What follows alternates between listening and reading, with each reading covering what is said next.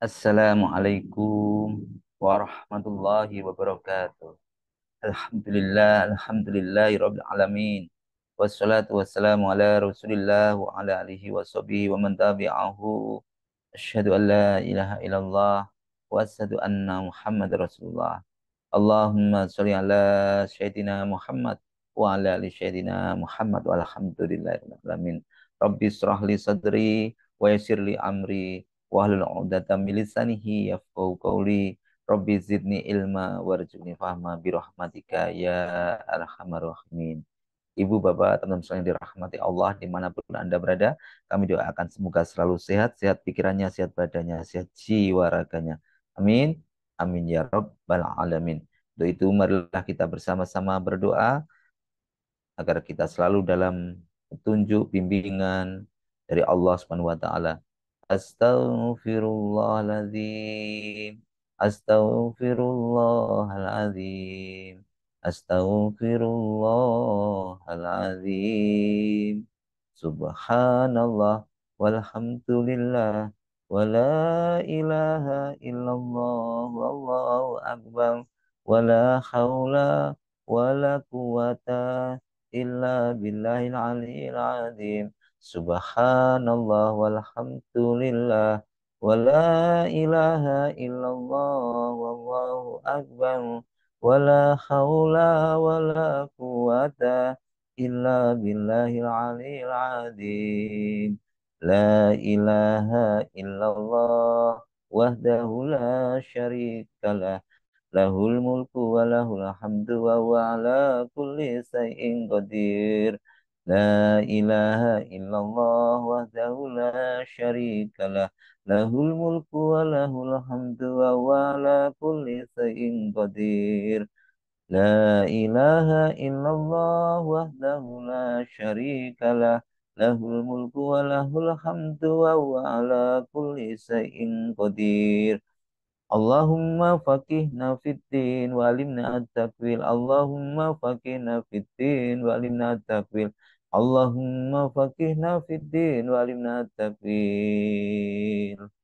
Allahumma inni as'aluka ilman nafi'an wa rizqan thayyiban wa amalan mutaqabbalah. Kita siapkan diri kita untuk sukses. Allahu Akbar, Allahu Akbar, Allahu Akbar, Allahu Akbar. Ashadu an la ilaha illallah. Ashadu an la ilaha illallah. Ashadu anna Muhammadar Rasulullah. Ashadu anna Muhammadar Rasulullah. Hayya ala sholah. Hayya ala sholah. Hayya ala falah. Hayya ala falah. Allahu Akbar. Allahu Akbar. La ilaha illallah. Ya Rabbi lakal hamdu kama yanbaghi li jalali wajhikal azimi sultanik. Rabbana dolamna anfusana wa illam taghfir lana wa tarhamna lanakunanna minal khasirin. Rabbana hab lana min azwajina wa dhurriyyatina qurrata a'yun waj'alna lil muttaqina imama. Rabbi anzilni munzalan mubarakan wa anta khairul munzilin. Rabbana innaka jami'un nasi liyaumil la raiba fihi. Inna Allah la yuhliful mi'ad. Rabbana anzil alaina ma'idatan minas sama'i takunu lana Indalil awwalina wa akhirina wa ayatan minka warzuqna wa anta khairur razikin. Hasbunallahu sayu'tina Allahu min fadlihi wa rasuluhu. Inna ilallahi raghibun. Alhamdulillah. Alhamdulillah alamin. Bapak Ibu sekalian. Jika kita ingin sukses ya, jika kita ingin sukses di segala bidang, maka kita harus mendapatkan kepercayaan dari orang lain. Ya, jika kita ingin sukses di segala bidang, ya, kita harus mendapatkan kepercayaan orang lain. Kenapa Anda harus mendapatkan kepercayaan orang lain? Karena kita memang makhluk sosial yang kita harus, untuk bisa sukses kita harus bisa bekerja sama dengan orang lain. Ya.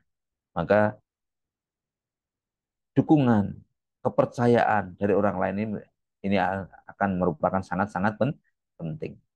Kepercayaan dari orang lain adalah hal utama yang perlu kita dapatkan jika ingin menjadi seorang yang sukses. Jika kita menjadi seorang pemimpin, atau jika kita ingin mempengaruhi, jika kita ingin menguasai, sebelum berupaya kita menawarkan program-program, menawarkan impian, menawarkan visi yang akan kita usung, maka diri kita, penyampai ini, berusahalah kita ini menjadi orang yang terlebih dahulu bisa dipercaya. Baru kalau kita menjadi orang yang bisa dipercaya, maka pesan-pesan yang akan kita bawa pun akan dipercaya. Sebagaimana didukung kata-kata oleh John C. Maxwell yang mengatakan, jika Anda menganggap seorang pembawa pesan dapat dipercaya, maka Anda akan percaya dengan apa yang ada dalam pesan tersebut. Jika Anda menganggap pembawa pesan itu dapat dipercaya, maka Anda pun juga akan percaya terhadap pesan tersebut. Maka kadang-kadang kita ini malah, sayangnya kita kadang-kadang malah sebaliknya, para pemburu penguasa, para pemburu kekuasaan, mereka hanya berbondong-bondong, intinya fokusnya hanya menjual pesan, menjual visi, menjual pesan-pesannya, ya, mengobrolkan pesan-pesannya, menjual visi-visinya, terutama menjelang ini pilkada ini, pesta demokrasi yang seperti ini ya, mereka tidak memperdulikan lagi apakah dirinya itu termasuk orang yang dipercaya atau tidak, ya. Dia hanya fokus menjual visi, ya, menjual visi, program, tawaran-tawaran program yang membuat orang lain itu biar mereka percaya. Maka sebelum ke sana mestinya itu membangun diri ini yang utama, membangun diri, membangun kepercayaan diri ini yang utama, ya. Membangun diri ini supaya apa? Kalau membangun diri ini sudah dipercaya, kalau diri ini sudah dipercaya, maka apapun yang kita sampaikan akan akan mudah diterima. Yang tentu hal ini kalau kita hanya fokus terhadap program-programnya tanpa memperdulikan bagaimana pribadi kita, apakah selama ini mereka sudah percaya terus sama kita belum, track record kita seperti apa, inilah yang dinamakan keliru. Yang mereka hanya jadi kalau kita tuh hanya tertarik, terpesona dengan janji-janji mereka, maka pengikut ini pun juga termasuk keliru. Mereka hanya mempercayai terhadap janji-janji. Anda mestinya kita terlebih dahulu melihat integritasnya, kredibilitasnya, atau kita sebelum menawarkan program, visi, maka kita bangun integritas kita, kredibilitas kita, track record kita. Maka dari situ kita orang itu akan mudah mengikuti, ya. Inilah yang harusnya kita bangun dulu. Makanya biasanya para penjual produk itu mereka akan mencari apa itu siapakah orang-orang yang bisa mempengaruhi, siapakah sebelum untuk sebagai brand ambassador, mereka mencari orang-orang yang memiliki track record yang bagus, yang bisa mempengaruhi orang lain. Ini biasanya demikian. Maka tidak luput, contohnya sebagai seorang pengusaha pemula, membutuhkan waktu yang lama untuk menawarkan program-program atau membuka cabang baru, ya.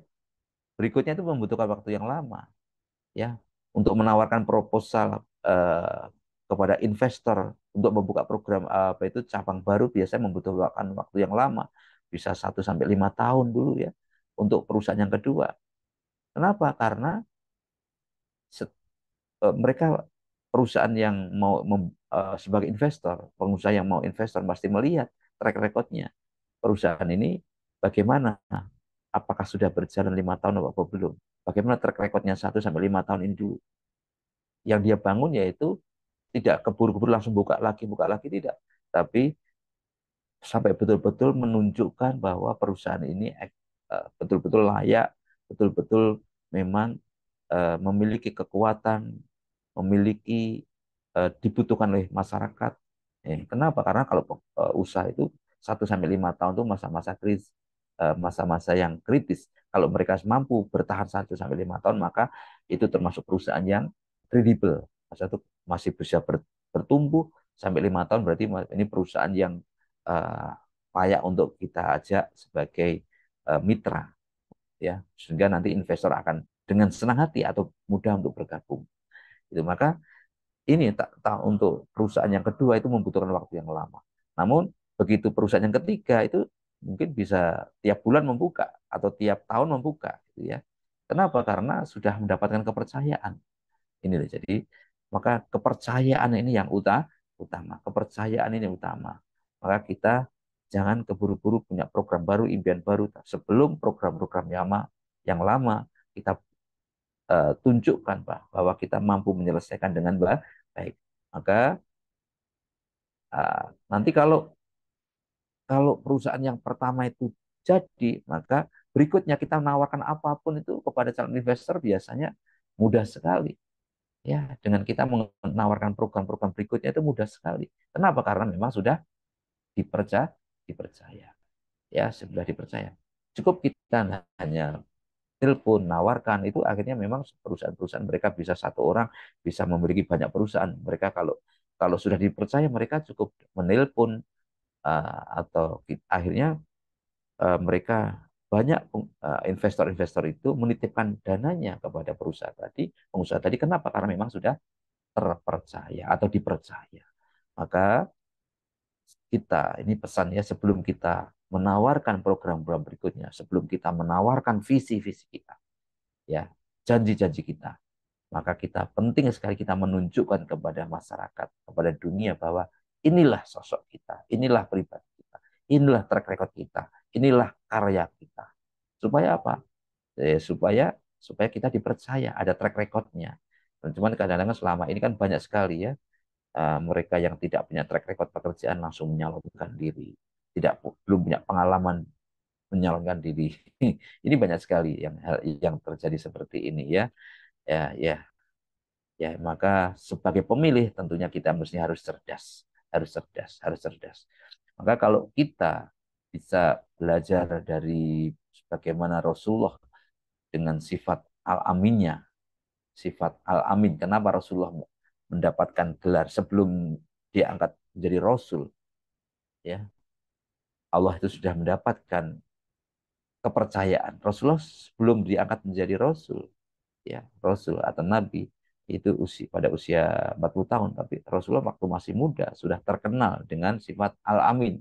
Orang yang al-amin apa artinya? Yang dapat dipercaya. Nabi Muhammad SAW menyandang gelar al-amin dikarenakan apa? Keteladanannya Rasulullah, sikap amanahnya, sikap yang dipercaya, jujur. Gelar ini diberikan oleh penduduk Mekah. Mereka yang memberikan gelar itu masyarakat di sana, masyarakat di sana uh, yang memberikan gelar al-amin, ya. Nabi Muhammad mendapatkan gelar al-amin pada usia 25, pada usia ada yang menyampaikan pada usia 35. Masyarakat Mekah memberikan gelar al-amin kepada Rasulullah karena Rasulullah sendiri, ya, ya, ini karena sangat dipercaya, jujur, amanah, tanggung jawab. Maka pernah suatu ketika ada kisah bagaimana membangun kembali Ka'bah itu kan juga oleh kaum Quraisy juga memberikan amanah, dan pada para pemimpin di sana memberikan amanah kepada Rasulullah untuk memimpin uh, memimpin apa perbaiki oleh kamu, yaitu di tengah proses perbaikan terjadi perselisihan siapa yang layak apa itu meletakkan Hajar Aswad, ya. Akhirnya Hajar Aswad yaitu apa itu sebuah batu yang berwarna kehitaman yang sangat dimuliakan karena diyakini berasal dari surga. Maka perdebatan tersebut mendapatkan titik terang setelah salah seorang ketua ketua tertua di sana saat itu yaitu Abu Umayyah bin Mukhriyah mengusulkan orang pertama yang melangkahkan kaki, ya. Ya, intinya intinya melangkahkan kaki ke Ka'bah, berhak apa itu meletakkan meletakkan batu Hajar Aswad, yaitu yang pertama ternyata Rasulullah. Dan begitu melihat Rasulullah, dia para pemimpin di sana ya, setuju gitu ya. Tidak ada keraguan, tidak ada yang menolak. Padahal Rasulullah waktu itu masih muda. Di sana ada pemimpin yang jauh lebih tua, tapi Rasulullah inilah penting sekali kalau kita telah mendapatkan kepercayaan Muhammad, ya, ya pada orang sana kan mestinya kan pengen menang sendiri, tapi begitu yang datang, yang dipilih itu Rasulullah, karena memang sudah mendapatkan gelar Al-Amin, maka semuanya rela. Artinya dapat dipercaya. Maka kenapa demikian? Kenapa Rasulullah mendapatkan gelar Al-Amin? Karena kejujurannya telah dikenal luas di Mekah jauh sebelum peristiwa peletakan Hajar Aswad. Nabi yang tumbuh sebagai pemuda pedagang yang jujur, tidak pernah menipu, tidak pernah dalam uh, waktu membeli, waktu menjual juga, ya, sifat kenabian jujur dan dapat dipercaya ketika berdagang, itulah yang membuat bahkan mendapatkan kepercayaan itu saat waktu muda, yaitu Siti Khadijah yang terkesan terpesona dengan kejujuran, kemuliaan akhlak Rasulullah.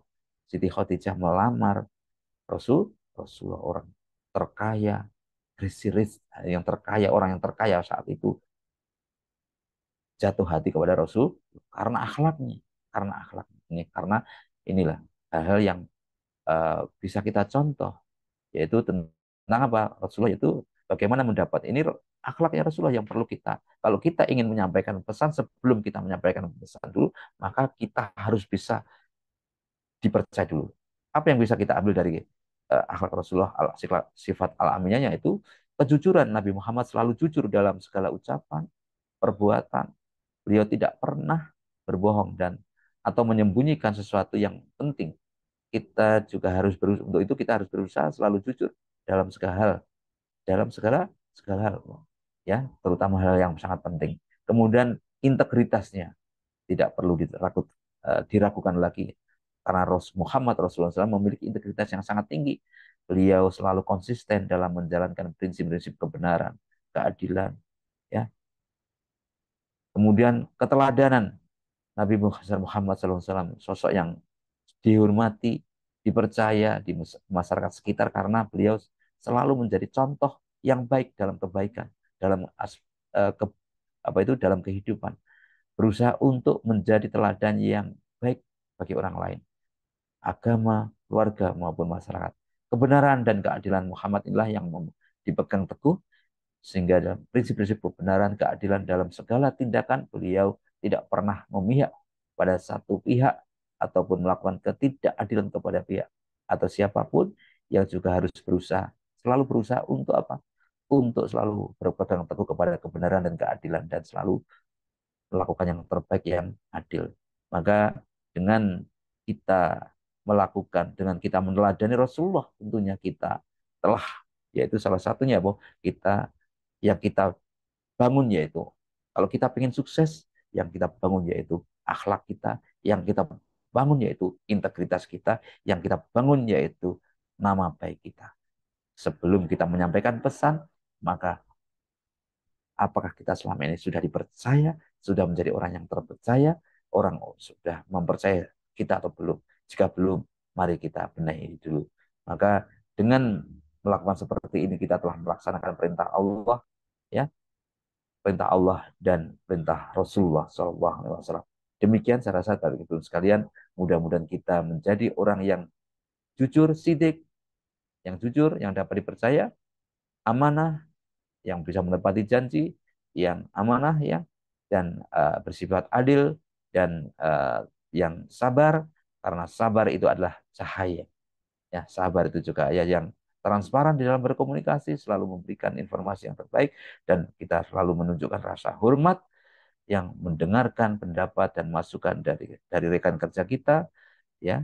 Kemudian dengan penuh empati, ya, menunjukkan rasa empati kepada uh, sesama rekan kerja kita. Itulah contoh-contoh yang dicontohkan oleh Rasulullah SAW.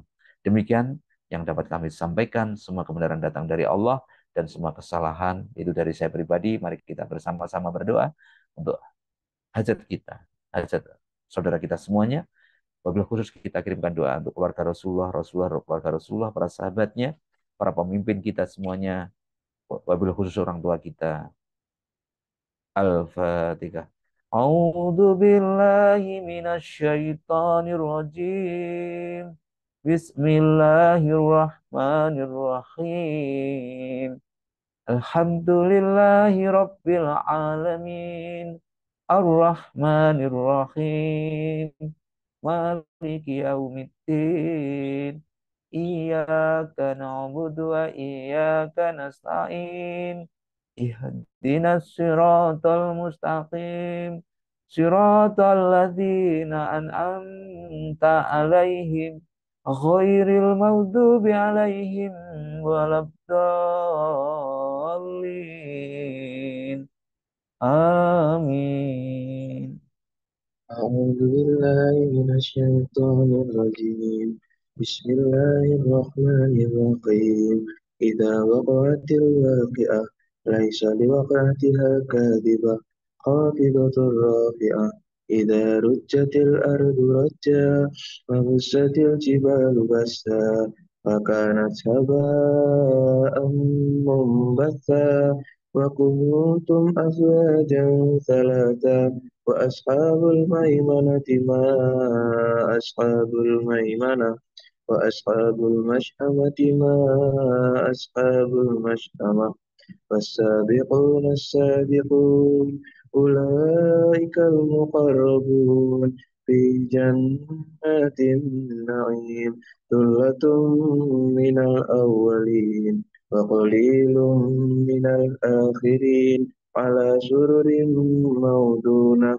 متكئين عليها متقابلين يطوف عليهم ولدان مخلدون بأكواب وأباريق وكأس من معين لا يصدعون عنها ولا ينزفون وفاكهة مما يتخيرون ولحم طير مما يشتهون وحور عين كأمثال اللؤلؤ المكنون جزاء بما كانوا يعملون لا يسمعون فيها لغوا ولا تأثيما إلا قيلا سلاما سلاما وأصحاب اليمين ما أصحاب اليمين في سدر مخضود وطلح ممدود وظل